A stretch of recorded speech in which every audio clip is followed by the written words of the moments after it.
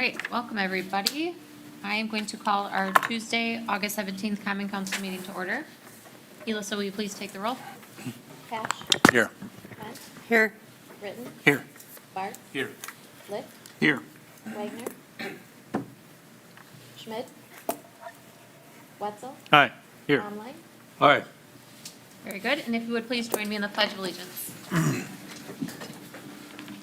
I pledge allegiance to the flag of the United States of America and to the republic for which it stands, one nation, under God, indivisible, with liberty and justice for all. All right, the next item on our agenda is the minutes of the council meeting from August 3rd. Any comments or corrections on those minutes? All right, next is comments and suggestions from citizens present. I see just our city team in the room and online, so presuming we have none. We have one public hearing. This one is to amend Chapter 550 of the zoning code through recreation of Section 550-127 swimming pools. I will open that public hearing. If anyone would like to comment, please come to the microphone or say as much virtually. All right, seeing none, I'll close that public hearing, and those comments will go back to Plan Commission. Next is committee reports. We have Finance Committee from August 9th, Plan Commission from July 26th and August 9th, Public Works from August 10th, and Public Safety and Welfare from June 2nd. Any comments on any of those? Alrighty, we have no old business. Next is communications and recommendations. We have a few years of service to honor this evening. All three are in the police department. We have John Cockett with the police department for 15 years, Annie Herman Sosa with the police department for 5 years, and Ben Miller, who is with us this evening, for the police department for 5 years. So Ben and Chief, if you would please come up.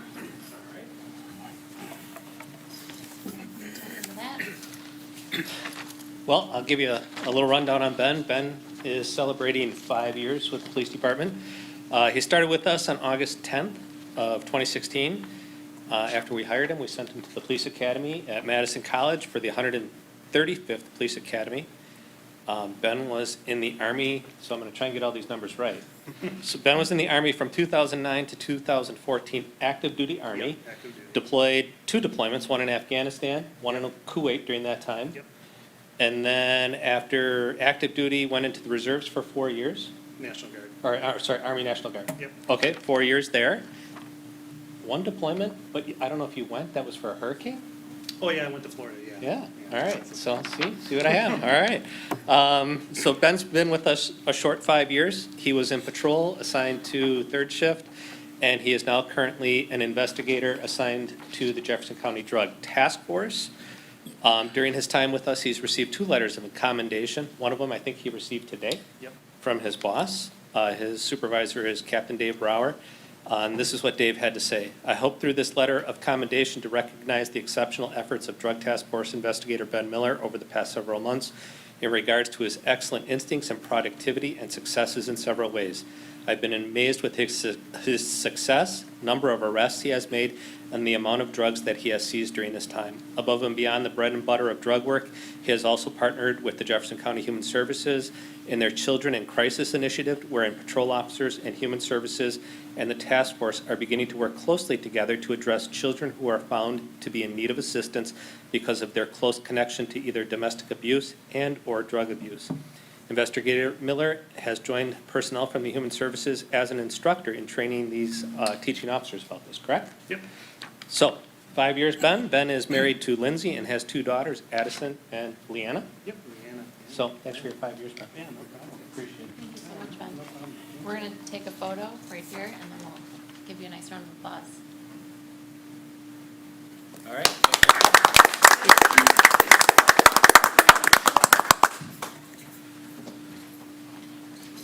It's quite a lifetime of service in just Just a short, a short period of time. So. All right. Yeah, thank you. Thanks, Ben. All right, you guys, our next one then is appointments. I believe there's just one for you, for your approval. I'll move to approve Dr. Terry Turkey. Just her. Sure. It's okay. Sorry, I didn't mean to be unprofessional, but it caught me off guard.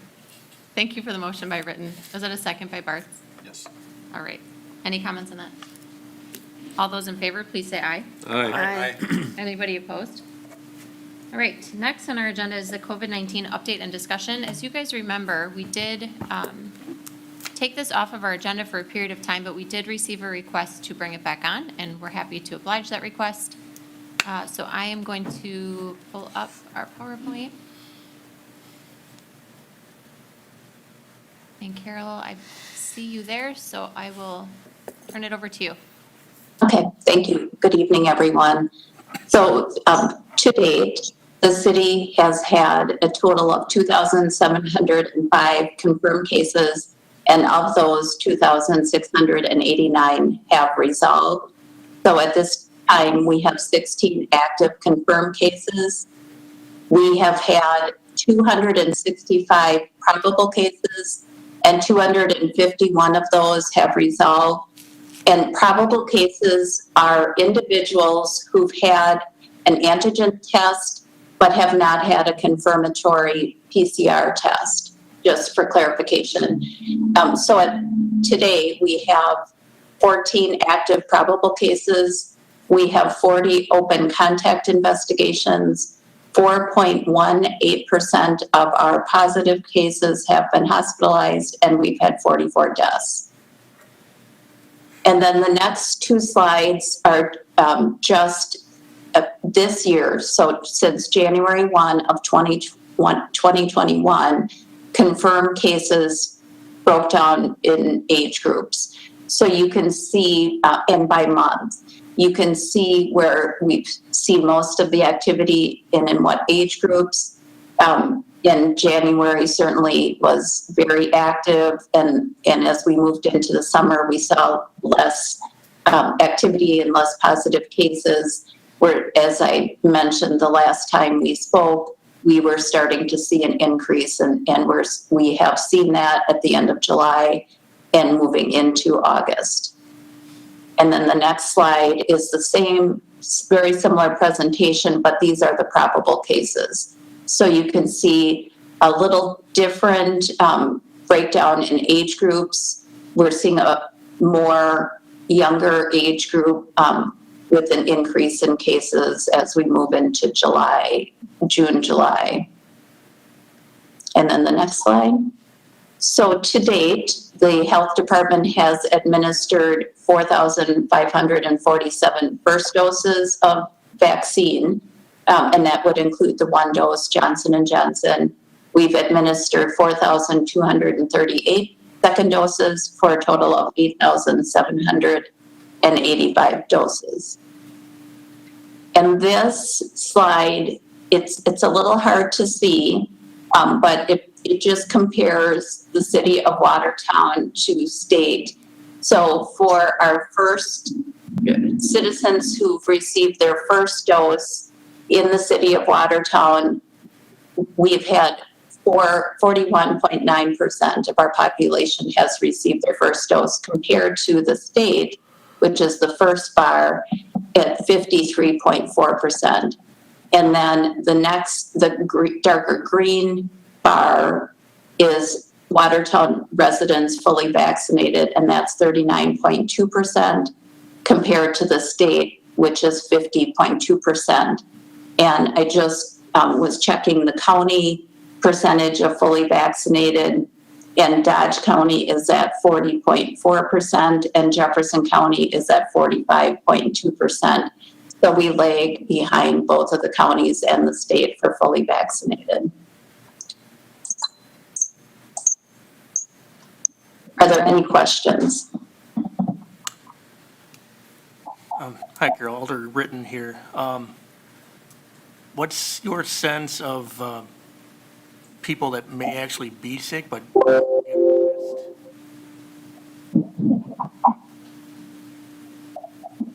You had mentioned total active cases. We got about, I think, 16 active cases, but do you have a sense of, are there more active cases in town, but people just aren't getting tested?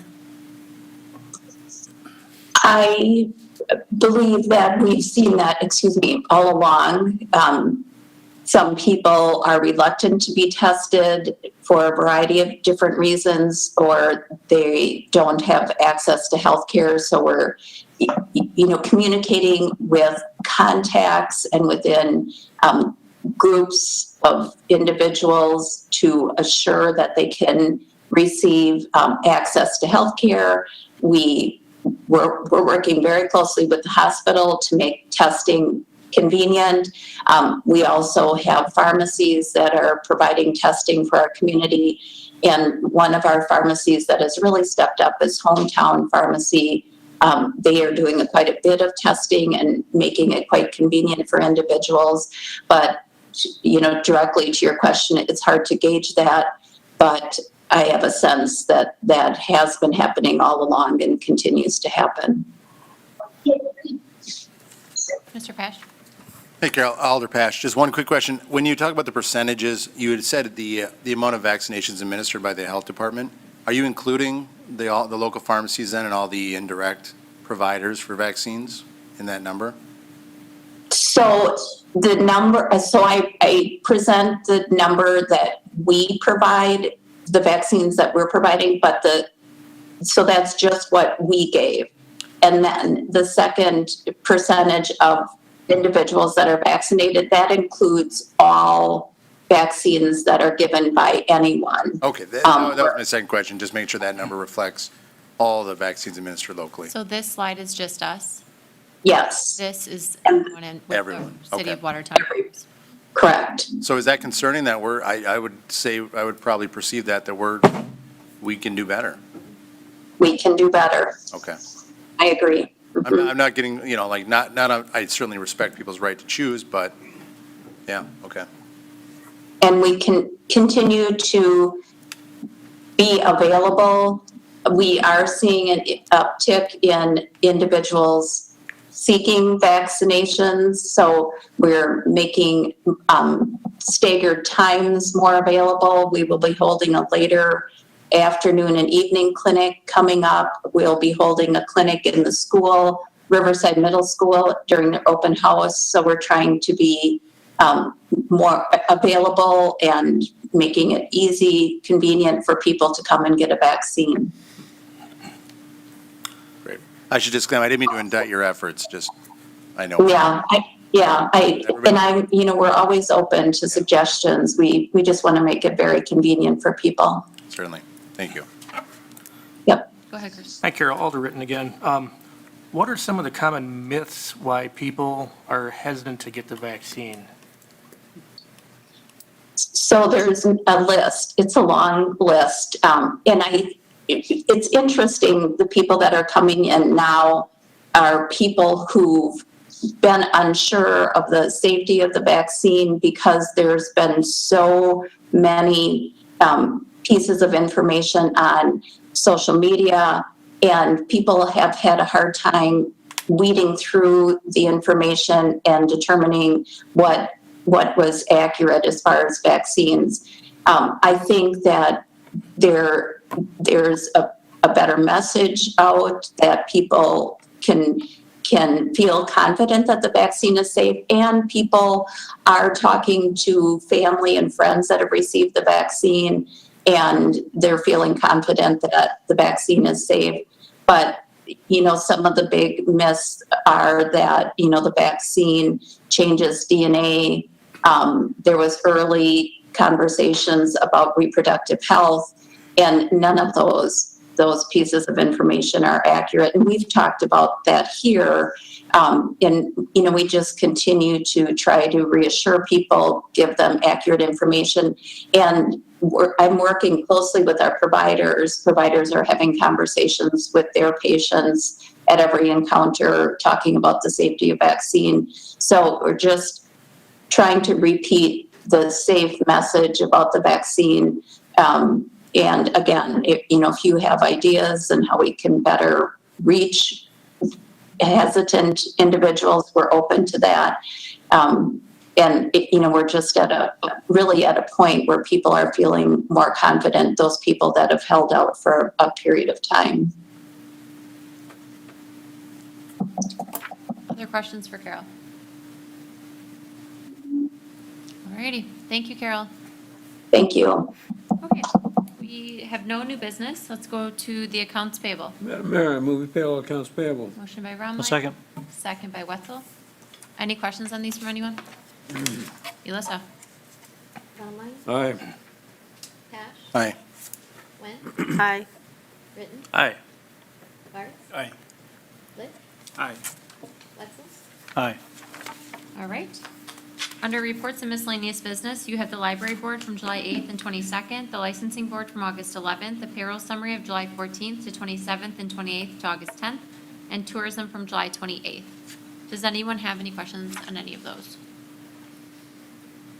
Alrighty, let's go to licenses then. The first is an application for a temporary Class B malt liquor license for the Marine Corps League at, it's for their picnic at 907 Boomer Street on August 28th from noon to 7. Is there a motion? I'll make a motion to approve. Thank you. Motion by Second. Pash, second by Went. Any discussion? All those in favor, please say aye. Aye. Anybody opposed? All right, our next is an application for a temporary Class B malt liquor license for Fiesta Cultural Latino Americana, this and the Fiesta Soccer Cup event at Brantford Park, September 19th, from 11 a.m. to 6 p.m. I'll make a motion to approve. Motion by Went, I'll second. second by Written. Discussion?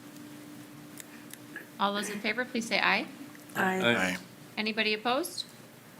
All right, and the last is an application for a temporary Class B wine license for the Chamber of Commerce for the 5th Annual Downtown Wine Walk. It's at various locations on Thursday, September 9th, from 4:30 to 8:30. Move to approve. Thank you. Motion by Barth. I'll second. Second by Written. Discussion on this one? All those in favor, please say aye. Aye. Aye. Anybody opposed? All righty, let's go to ordinances. The first is ordinance 21-35. This is to section 228-6, definitions of chapter 228 animals, article 2, the keeping of domestic animals. This is here from Alderman Remline and Public Safety and Welfare on the first reading. Madam Chairman, I'd like to open this for discussion. Do we have a motion for discussion? I'll second that motion. Second by Written. Let's discuss. Yeah.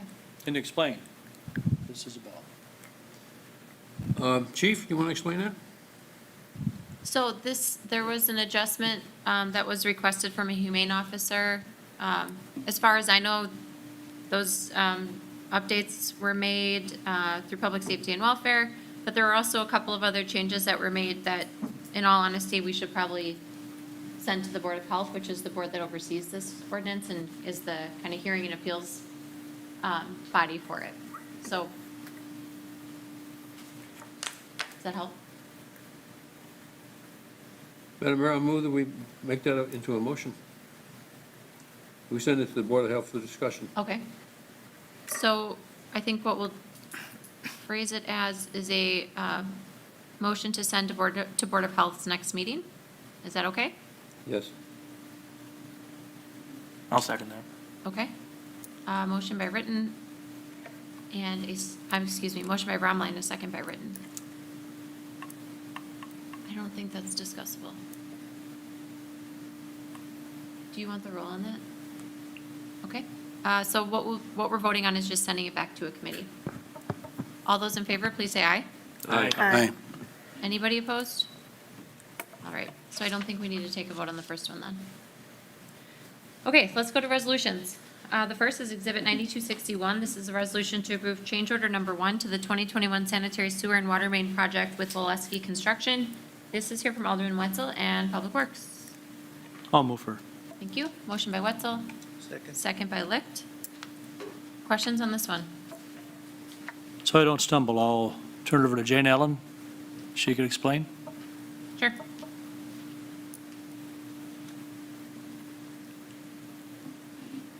Can you hear me? Yeah. Okay, awesome. Sometimes I'm robotic. With the summer schedule before us, we sat down a little while ago, the engineering department, along with Street Superintendent Jason Timmers, and determined that there just was not going to be enough calendar days left in the year for our crews to finish up the work and get everything tucked in before the asphalt plants closed in November. On top of that, when we put the the project scope together a year ago, we had anticipated doing all of the sanitary sewer on South 3rd Street by the contractor. When former street superintendent Randy Franks was still here, he thought his crews could get a couple blocks of that done that wasn't quite as deep as the section of storm sewer to the north. And so once the bids were out and opened, we did pull that section, but we have funds to cover this. It was anticipated originally it would be done by the contractor, and so we are moving forward with having the contractor complete the work. Any questions on that? All right, Elissa. Wetzel, Aye. Conley, Aye. Cash, Aye. Went, Aye. Ritten, Aye. Barth, Aye. Lick, Aye. All right, next is Exhibit 9262. This is a resolution to authorize a budget amendment to transfer $1,550 from the contingent account to Building Safety and Zoning Supplies and Expense for the purchase of a sound meter. This is here from me and the Finance Committee. I'll move for approval Exhibit 9262. Thank you. Motion by Ritten, second by Licht. Any questions on this one? Is there a reason right now to buy this? Yes. So I can invite you up if you feel like you'd be better at it than I am. I'll start while you walk. So right now we do it manually, and it's hours, I would say, at least 6-7 hours a piece, where Jacob can't move or make a sound in order to, because we do it with a manual device versus this automatic one. Correct. This one would record up to 20,000 readings during a time period. You can plug it into a wall so it can continuously record, and it has a card. Currently, we have one where I have to sit in a car with a spreadsheet and record the decibel reading every minute for how many ever hours.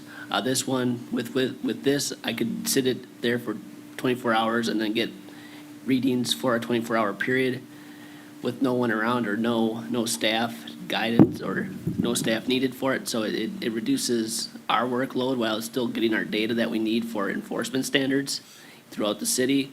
We do get complaints throughout the city on noise, so it would be beneficial for us to have this. That way, it's easier for us to set ambient. When there's an actual notice of violation, or when there's an actual violation, then we have to go out and make sure that there's not some mitigating factor that could be creating a different spike in the noise, but.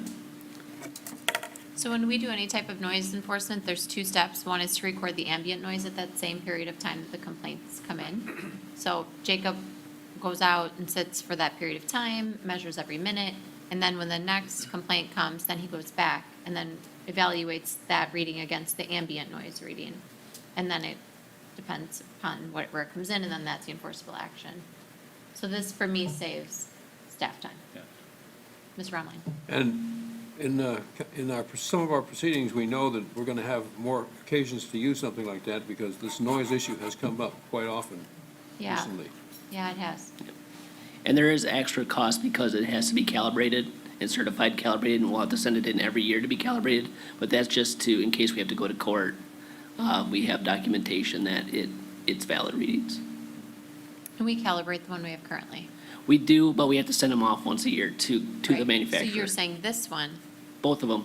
would still do that? Yep, Okay. yep. And the actual calibrator that goes with the unit has to go back to get calibrated as well. There's Sounds like a nice redundancies. business model. Yeah. That's typical for any business, sending the tools away for calibration. Any other questions? Just a quick one, beyond live entertainment and some of these concerns that we're dealing with currently, are there any other applications for this device?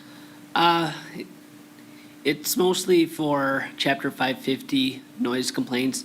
We do have an outstanding issue in the one West Industrial Park, not the Clausen one, but there is a noise issue, but it's at weird times throughout the day, and there's no way I can be there at all times. So this could bring value? Yes, to that, this okay. could help resolve that issue out there. I support it already, but I was just curious if there's other. Oh, that's a good question. Okay. Any other questions for Jacob? Thanks, Jacob. Thank you. All right, Elissa? Ritten, Aye. Barth, Aye. Lick, Aye. Wetzel, Aye. Romline, Aye. Cash, Aye. Went, Aye. All right, our next is Exhibit 9263. This is a resolution to approve a revised municipal bond deposit schedule. This is here for me and the Finance Committee. I'll move to approve 9263. Motion by Pash, second by Bartz. Any questions on this one? All right. Sorry, Debbie. Go ahead, Elissa. Cash, Aye. Wentz, Aye. Britton, Aye. Barth, Aye. Lick, Aye. Wetzel, Aye. Brumline, All right. Thank you, and thanks for coming. All right, our last one this evening then is Exhibit 9264. This is a resolution to approve a development agreement between the city and Main Street Watertown LLC. This is here for me and the Finance Committee. I'll move to approve Exhibit 9264. Motion by Ritten, Second. second by Romline. All right, I'm going to ask Alex to come up to set the stage for us a little bit. Inside your packet is obviously the resolution and then the development agreement itself, but Alex did prepare a nice little executive summary that I'm going to ask him to walk through. And then Nick is here to walk through a little bit of a quick presentation, and then we'll answer any questions that you guys may have. So go ahead, Alex. Thank you, Mayor. So in your packet, you have the development agreement, which has a number of exhibits at the end, one of which I believe is the building footprint and sort of a brief schematic with the layout, unit mix and things of that nature. This is an exciting project. This is a culmination of a lot of work. I will just say that the timing of this is pretty fortunate in terms of this building potentially being there and going through construction right when the town square is going to be there, rather than a vacant lot right next to our town square, which we've all invested quite a bit in as well. We'll have this nice mixed-use commercial building, higher-end apartments, 87 units approximately, second-story courtyard pool, which I keep, fascinating over. And another important point of that is the completion of the river walk, which will extend from the town square to the portion that's behind the globe right now. In terms of, I know this went through finance last week or 2 weeks ago, the city's using PAYGO, tax increment financing, to incent this deal. It wouldn't have happened without it, so we're fortunate that we had that tool at our discretion, I suppose. If you look through the development agreement, there's quite a bit in there. Just a quick breakdown, again, it's in your packet. The city will be contributing $3.3 million in PAYGO over the life of that TID 8, which was recently created back in the spring, which is a 27-year district. Their overall anticipated project cost is roughly $19 million. So that $3.3 million is, who can do the math on that? I don't know. Not me either. Certainly not standing up here. But it's a portion of that $19 million. The structure of that payment will be, so essentially, TIF is structured, PAYGO, so that when the developer pays property taxes to the city, a portion of that is reimbursed over the course of that 27-year period. So essentially, the development is paying for itself. That's the general concept behind it. And the way that we've structured that is 77% of the annual payment in property taxes that comes to the city from this development will then be reimbursed to the developer until we reach that $3.3 million mark. And by our calculations, that goes to that 27-year period of the district. That could potentially be reimbursed earlier if the building outperforms. After that period is over, after the $3.3 million is reimbursed, the city or the TIF district then receives full amount of the tax increment or those property taxes. So Nick Patterson from T-Wall will kind of talk through a little bit of what the building looks like and kind of their next steps in terms of finalizing their design and their construction process. But just a quick recap. So after tonight, they'll be going through their architectural details, I'm assuming over the next couple months, and get that locked in. At which point, their final building designs will come back before site plan and plan commission for final approval. And tentatively, construction was slated to begin in March of '22. And I think they were anticipating a year of construction, but Nick can probably speak to that a little bit more. So before I turn it over to Nick, are there any questions that I can field from you all? Okay. Nick? Don't go too far. Thank you, Alex.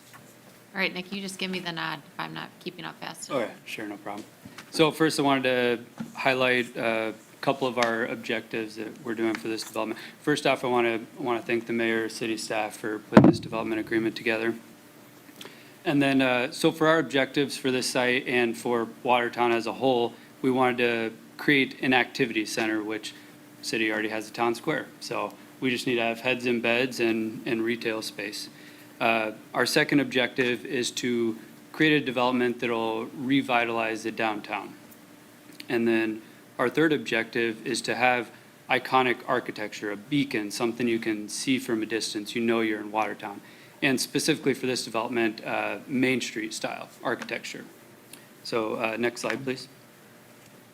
So moving back to our first goal of an activity center, we specialize in creating city centers, town squares, kind of a focal point for the community, a great place to interact, which is our basis for this development, obviously. And Middleton, city of Middleton, sorry, one slide. This one, right? Yeah, Okay. yeah. It's like I So- thought I was keeping up. Sorry. That's okay. So Middleton is a great example where we teamed up with the city and developed Middleton Center, which is a 220 unit, 77,000 commercial space mixed-use development. And we then donated the land to the city, adjacent land to our property, and is now being developed for Middleton's new town square. Next slide, please. And then the photo on the left there, you can kind of see our retail space, or sorry, the photo on the right there. We designed the building so all the retail space faces either a high traffic corridor or faces a new town square to create that focal point, that activity center. Next slide, please. And this brings me to goal number 2, revitalizing downtowns. So Green Bay is a good example. They had, after the Great Recession, they had stunted growth and development, and the city was looking to reach out to developers. And T-Wall was that developer who helped develop City Deck Landing, which is right on the Fox River. It's 76 units, 6,000 square feet of commercial space. And City Deck was really a catalyst for future development when there was no development at the time. All the disposable income helped create more retail, and I just read an article recently, they have like 400 new apartment units in the next year in their pipeline. Next slide, please. And then this is a photo of City Deck Landing right there off of the Fox River. It's kind of cool we'll hold public events here, and kind of cool 4th of July weekend, you'll have river covered with boats and people on the patio, and kind of a cool event to be at. Next slide, please. And this brings me to our third objective, which is iconic architecture. For the design and inspiration of this development, we looked at historical Main Street facades and specifically Watertown facades. And we asked ourselves how we could keep to the architectural character of Watertown. So this picture on your left is a good example of individual storefronts that we're trying to capture, trying to break up the facades and not have a large extent of brick or anything else.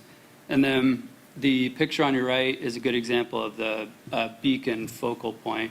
And in this specific development, we'd be looking to do a clock tower, similar to Middleton Center. Next slide, please. And then the building on the left is a good example of that right portion on the picture there. Is a good example of the large warehouse-style windows that we'd like to incorporate. Let plenty of light in, maximize the views to the water, to the town square. They can see what's happening, what's going on there. And then next slide, please. And then Middleton Center, as previously discussed, is a great example because it shows that picture on the right, the broken up facades. Picture on the left, it's got the gooseneck lighting and the retail canopies above the retail space. And then picture on the right also shows a really good example of how we would handle the parking garage. You wouldn't be able to tell there's a parking garage there, but almost the entirety of the first floor is parking.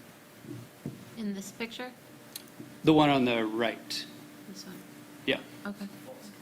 Yeah, yeah.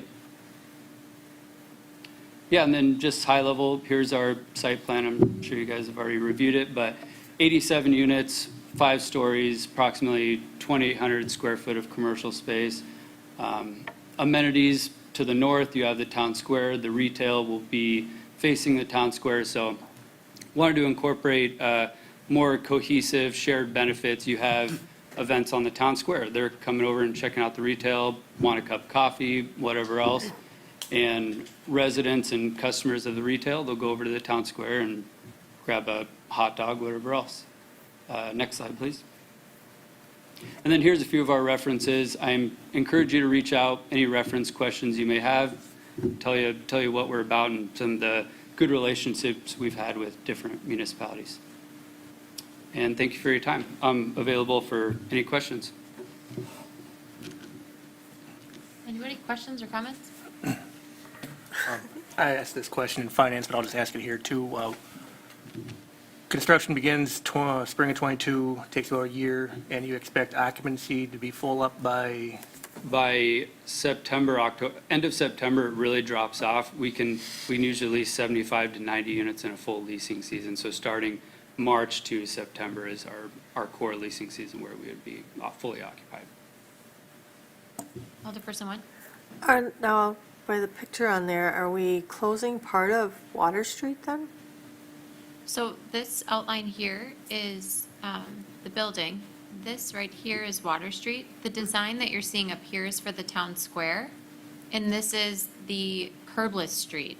So the street will be open, but the town square is being designed where are there ballards we're talking about that could close off the street, or just barricades that would close the street for an event, a large event or something? Yeah. So what this closure that you're seeing near the top of their site plan is us as a city. What Nick is speaking to is this kind of C-shaped footprint here, and then I believe the center area is the courtyard.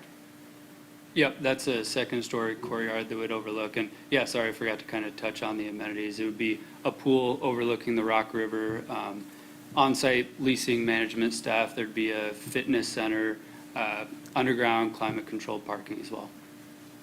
And how is this going to affect the businesses downtown with them having their own commercial-like things underneath in the building? So there's the commercial footprint is about 3,000 square feet. Yes. And that was a request, I mean, it's something that they've done, but it was a request of ours. We wanted to make sure that it blended in with the retail aesthetic that obviously already is in the downtown. And from what the discussions that we've had, they want to hear from us, but we want them to solicit for that retail space. So don't worry, I've already plugged, I'm so embarrassed to keep saying this, I've already plugged a Panera Bread. Soup and salad, we're on the lookout. I saw them write it down. Or something similar. So it's my understanding that this would be something that would complement our businesses and complement the people that would be walking and visiting the town square. If I could too. Yeah, you just need to go near a mic. You guys can share. I think there's nothing that would preclude that space. In fact, I think it would be amazing if we could get a local business in that space as well, one that's already existing perhaps in a different location. So there's nothing that would preclude that too. I just want to say that. Great point. Mr. Pash?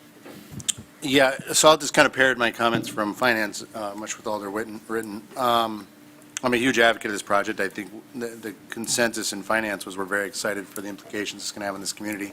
It's a significant turning point. I mean, it's not every day that a developer like this comes to a community like ours and is willing to commit these kind of dollars and resources. So I think it's something to celebrate and a lot to look forward to. But proceed with caution and ask the right questions and make sure that we're diligent in what the outcome will be. And so I guess my two questions, one, it comes back to control of the occupants of the commercial space. Do we have any say on the outcome of those occupants when it comes down to it? Obviously, it'll be your building. Is there any decision process through? I would say, so I'm not familiar with us having anything in the DA about that. There certainly is some, I'm looking at you from a zoning perspective, just generally speaking about uses. There's some general guidelines for any central business district use. So they would have to abide by those zoning restrictions as well. And I have the utmost confidence, based on their historical track record, I think you guys will do a great job filling those out. For me, that's going to be a big element of it, is achieving tenants in that commercial space that's going to really complement the town square. Absolutely, and that's our goal, is to be able to complement the town square and have have shared benefits there. And you've done it before, and you've done it well, so but just making sure that we have some influence, or at least an opinion on the outcome of those. I appreciate Alex's comments about, maybe an incumbent business in the area, but also in attracting newcomers and getting some elevated brands that have a better track record themselves, so. And then secondary to that, with the common areas, will there be on-site management and maintenance at all times in this building to govern common areas and some of those things? Yes, yeah, Okay. absolutely. Yeah, we'll always have on-site management there. We have 24/7 maintenance staff. Call us up in emergency, we'll be there. Yeah, I think that'd be great, just to maintain the integrity of what it's going to be, which is an elevated quality of residence. Sure, So, yeah. great. And to your earlier point, I think, I'm not sure if either one of you mentioned it, but the intention is that this is the first of many in the community. Correct, That's the yeah. desire, that they would build this, it would be, as successful as we all believe it can be, and that another would come. Another would come with a whole nother development agreement and a whole nother, set of this whole process happening again. If for some reason, the retail space really becomes a sticking point for us, there's other opportunities down the road to address that. I don't have a concern about that. Sure. And I know you likely don't really have a concern about that either. But there will be opportunity, in the next phases of development of other sites. I think we'll have a pretty good line of opportunity. I think they'll be lining up to get in that space, considering the opportunity there. Can I ask, looking at this one I'm projecting here, is this I'm not saying it'll look exactly like this, but is this a fair representation of what the elevated courtyard and parking, is this parking over here? And then is this Correct. somewhat similar to what the elevated, not obviously exactly, but this looks like an elevated courtyard to me over parking? Yes, it'll be very similar, yes, parking below, and then our building obviously shaped a little bit differently. And then Yep. we're looking to put an infinity pool in the center of that courtyard. Okay, thank you. Other questions or comments? I have a comment. Yes, Mr. Webb. Cool.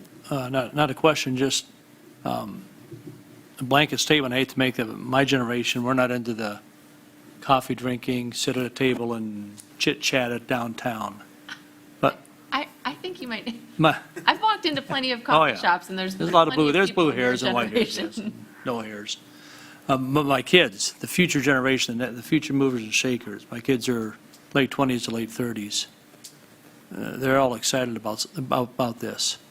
But when I drive to different cities, Wanakee, they have a mixed use downtown. Yesterday, my wife and I took a trip out to Prairie du Chien, La Crosse, not for this purpose, but we went through Mount Horeb. They have mixed use buildings, Prairie du Chien does, La Crosse, Spring Green, of course, Madison, Sun Prairie, we go through a lot. The apartments are inhabited, but the retail space, there's one maybe there. Is that an ongoing issue, or how do you resolve that to get business? I don't see businesses downstairs like we want them to be. Yeah, sure. No, that's a great question. The big part of that is location. And fortunately, this is a great location right by the town square, Main Street, like I said, an activity center. Development, I live in Sun Prairie right now. They have empty space on the first floor, and they have for 2 years now because they're not in a high-traffic corridor, not in a highly sought-after area. So I think that's where we benefit with our location. Anyone else? Mr. Rumling? An article I'm reading, there's a one paragraph in here that's interesting. I'll just read a sentence. This is from the MIT Sloan Management Review, The Soul of an Organization. Advances in neuroscience research in recent years have shed light on the biological factors driving a human sense of purpose. We now know that it is the most basic need that we are compelled to meet in social connections. It has a stronger motivational pull than even food, water, and shelter. And I think this project will really help us develop in the downtown area because it's one of those elements that we need to build a driving force in downtown. Thank you. Anybody else on this one? One last quick question. As it relates to the town square, right now it's public consumption of alcohol is prohibited, right, in those common areas? That's a bigger question, but Glass is prohibited. You can drink out of non-glass in a park. In a park. hypothetically, we get a brew pub or something in that lower retail space. there would be an opportunity to consume that in the common area, in the town square? That's a loaded question. I don't mean, but it's So kind of if a big it's- so- question. I'm just curious, So we. knowing some of our neighboring communities and how that works. I mean, break it up. So if it's, if it's a brew pub and they have a bit of outdoor space that could be connected to their premise, Right. that's one thing. We would not have them walking through the entire square, because the entire square wouldn't be their premise. Sure. If a bona fide nonprofit wanted to hold a special event in the town square where people could drink throughout the entire town square, that's an option. Or when the RDA eventually gifts the town square to the city, there are, certainly items that I know I've been talked to about by members of the RDA, that they want to make sure that we make it as safe and as efficient as possible to host different types of events like these. And so they have, shared with me they're looking for that flexibility when they gift it to the city. So I think the answer is there's workable ways around a lot of things. When it's a licensed premise, they have like clear yet imaginary boundaries. So Right. that's why you'll see. And rightfully so, yeah. I'm not- It's so much more, Right. in a way, difficult unless there's a bona fide outdoor space that's theirs. Okay. I realize that's an answer, not an answer. No, and I Certainly, don't want to Chief insinuate we want to Lisa turn and the Rose town know square this. into a big beer garden by any stretch, but just seeing some of our neighboring communities and how they utilize those green spaces in a more festive way. But I think going through the right process, Sure, so I mean, Right. Hypothetically, could there be there will be an entity that manages the town square, like actively runs it, sure. attracts, vendors and concerts and musicians. Does that entity have the capacity, could a discussion ensue where that entity has the capacity to get some type of broader brush special event permit for this special place? Probably. It's, but that's a discussion, I think, that we would have with the RDA when they choose to gift this to the city. And if Rose or Elissa or the chief, I mean, this is your bailiwick way more than it is I mine. got Chief squirming in his chair But like. sometimes it helps to just distill it to normal people speak. And that's, I mean, these Chief, are do questions you that are wanna- going to be did asked I of our constituents. Get it kind My of, only comment would be is you don't know what's happening in other communities and what they're allowing and what's Sure. not allowing. Certainly. Just because there's a brew pub there doesn't mean that that beer is coming from that brew pub and going out into that open space. Great. They're under the same laws that we are. The state requires certain things, so, and we allow what the state allows. So, yeah. yeah, bona fide events and nonprofit groups can have alcohol, can sell it, there's things that can be done, but a bar that sells beer has some restrictions. Sure. And they wouldn't be able to just walk right out the door with it into the house at this point. Anybody else on this one? Well, I'm not allowed to comment in a debate style, but I'm gonna just say it's just profound, just a really profound opportunity. So I'm factually saying thank you to all of our city team and to Nick and to Terrence and to Taylor and to Scott Harrington and everyone and Rose, who really hammered this out before she left us for a bit. And I mean, it's been a long time coming and just a super exciting time. I said it at Finance, there's so few times you get an opportunity to impact your community in this grand of a scale, and it's pretty awesome. So, all right, anybody else? One more thing. Yeah. It says that it has easements. Is the orange easement, is that for balconies and stuff that they're going to have on there? Yes. And that went through Public Safety and Welfare, correct? So yes. You can add to that if you'd like to. So yeah, there are a couple easements on the property. And in the development agreement, we had our legal team make sure that there was sufficient indemnification language in there from a liability standpoint for the city. But yeah, most of those are for balconies. Good question. Anybody else?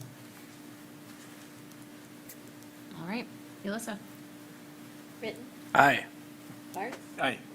Lick, Aye. Wetzel, Aye. Bromley, Aye. Cash, Hi. Went, Aye. Can I just vote aye too? Just kidding. All right. Next is comments and suggestions from citizens present. Seeing none, I would ask for a motion to adjourn. Move to adjourn. Motion by Romline, second by Wetzel. All those in favor, please say aye. Aye. Opposed? All right, we are adjourned. Thank you, everybody.